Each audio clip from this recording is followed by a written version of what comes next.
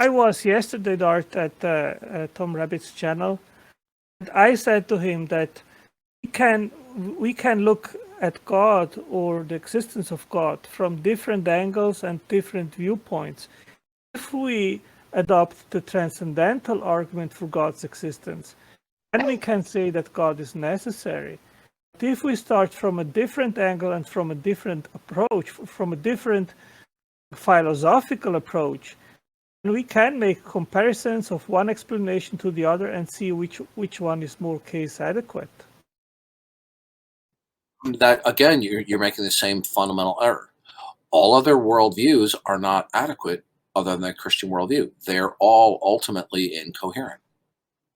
But we can point that out in the discussion. You see, you think the problem is that these are reasonable people, that they're truth seekers, and that they really want to accept what the best explanation. But this is not what the scenario is, okay?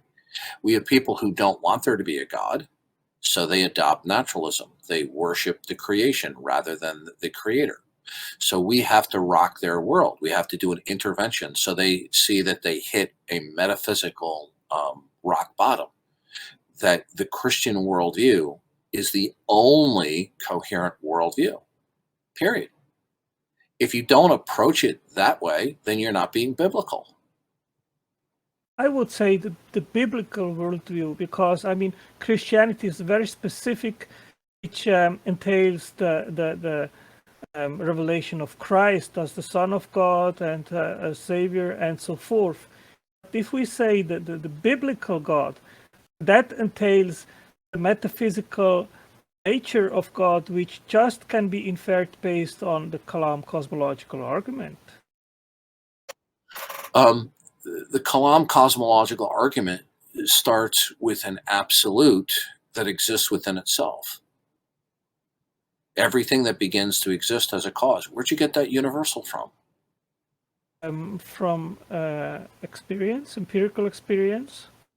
No, that's induction can't get you to a universal. The Kalam can be formulated in a biblical presuppositional manner, but the Kalam is not presented that way. Okay? The premise must be true. The premise that the universe at the beginning must be true, and of course that's hardly disputed. So what? So if you start that the premise is true, that the universe had a beginning and therefore a cause, you're not understanding. You're not understanding. Okay. Once atheist philosophers and scientists realized the unimaginable, unfathomable fine-tuning of the cosmological constants and the initial conditions of the universe, did they fall down on their feet and acknowledge God as creator? No. What they just did is they came up with another ad hoc excuse and appealed to the multiverse. Right. Right. Okay. Of course, I mean, as long as they don't want there to be a creator, they will always invent stories, and even if it is completely unscientific. So we have to confront them. We have to confront them. 2 Corinthians chapter 10, verse 5. We are destroying all speculations and every lofty thing that raises itself above the knowledge of God. When you start to say, well, Christianity is a better explanation, you're not destroying their position. You're not destroying speculations. But I can destroy it by pointing out how their views are unwarranted and unsubstantiated. Okay, well, it doesn't matter, because you see, they're not motivated by reason. If they are not motivated by reason, Dart, then we should just end all our conversations at end of story, because then we cannot go anywhere. That's what the biblical presuppositionalist position does. We end up shutting their mouths, because while they continue to reject God's declaration of himself, that this is an implicit claim to autonomy, but autonomy is not coherent. We're doing a metaphysical intervention. Do you know what an intervention is when it comes to drug and alcohol abuse? Well, it's like a shock therapy, right? Yeah, it's where somebody hits rock bottom, and they say to them, and I'm not endorsing this, I'm just using it as an illustration. We show the person that they've hit rock bottom. They can no longer make excuses and just say, I'll reduce what I'm using. Okay, we have to do an intervention with them, saying nothing but the acceptance of God's self-disclosure of himself is going to suffice. It will be incoherent. A world without accepting the revelation of God is not coherent. I agree with you. They will say when you show them that their worldview is incoherent and that it doesn't have any explanatory power whatsoever, and they will say, "Oh, argument from incredulity." No, they don't care. Well, it's just deflection, basically. They don't care. No, I can't it's not substantiate that claim. not an argument from incredulity. Okay, an argument from incredulity is that XYZ is presented, and I can't see how XYZ can be. That's an argument from incredulity. What we're saying is that the alternate worldviews are they're just. It's not that I just can't see how they could be. It's just that they don't have coherency. Okay. It would be just like if I tried to argue against the Christian worldview and said the pizza sleeps faster than the pickle running sideways 3 o'clock. Okay, why is it incoherent? Because there's no ultimate reference point to determine what any fact is or what its relationship to anything else. There's no rhyme and reason why anything is. Nothing. Let me write that down. Repeat it, please. There is no ultimate reference point, right?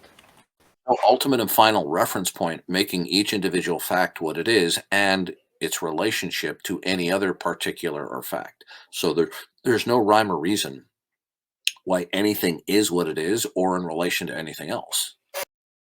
They've destroyed coherency, unity.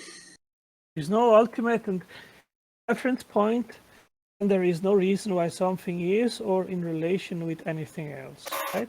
Always juxtapose in your mind what they are presenting to you compared to the Christian worldview. God is the ultimate reference point as to why anything is what it is. Okay? Everything is what it is because it starts in the mind of God and then it is instituted in his plan of creation and it's sustained through his sovereignty and providence. When that is rejected, why is anything what it is? Based upon what? What is one thing's relationship to anything else? Based upon what? The answer is nothing. They're asserting rocks in a bottomless ocean. Otangelo, I have a question for it's a question for Otangelo. Go ahead. Do you believe that the only logically possible worldview is the Christian worldview? Yep. Sorry. No, I'm talking to Otangelo in particular. Oh, okay. I believe that the concept of the biblical God is directly derived from the fact that the universe had a beginning. Now, the specificity of the Christian revelation of sometimes Christ. you're like a bad fortune cookie. Sorry, Otangelo. Go ahead and let him finish. Otangelo, finish, please. No, I'm leaving. Bye, guys. I was trying to let him finish, and then okay. Well, He's asked if it was the only logical possibility. And not through the column. Yeah, he just went on a tangent. He's I'm on sorry, his but particular cloud. how would a Christian not answer that as yes? Yep. Sure do. Affirmative. You know, we got the bad fortune cookie reading coming out. You know, It wasn't that complex of a question. Or did it have anything to do with the column? Yeah, I love it when people make things way more complicated than they need to be. it's so irritating. You learned the hard way. It just seems like it's just intellectual masturbating. It's like you're trying to show just how intelligent you are and how deep of a thinker you are to something that you don't need to even think deeply about.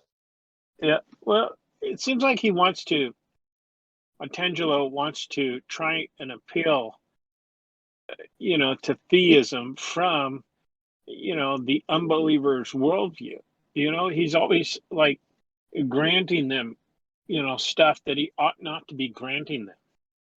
And then and then when he's asked a very simple, direct question, he sounds like an atheist trying to answer it.